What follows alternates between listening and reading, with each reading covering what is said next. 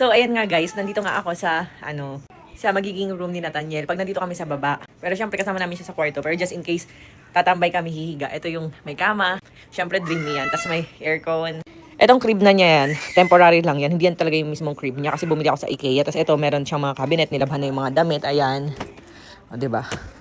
Nakalaban na. Kaya nakabalot at makaalikabukin. Tapos ito, may pad din siya dito. Bibili pa kami ng more clothes.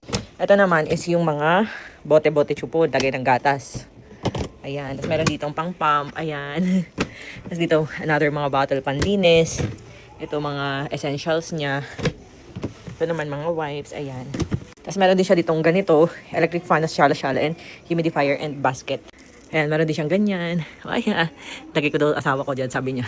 So meron din siyang mga gato na order ko sa TikTok. Tapos ayan. Tingnan nyo, dumede na agad si Natnat dito. Tapos ito soon. Ayan. Grabe, sobrang bango guys. Ano to guys? Antibacterial, disinfectant, humidifier. Uy, grabe. Favorite kasi namin yung lavender. Pero marami pa kayong scent na matatry soon. Grabe, as in hanggang doon sa kusina namin, nagsasabi sila naririnig ko ang bango daw. Ayan, so naman matatry nyo na rin. Hindi yan basta parang may scent lang na hindi ko makapit or tumatagal. As in, konting spray mo, singaw sa buong bahay. Ganun siya katindi. So soon matatry nyo yan.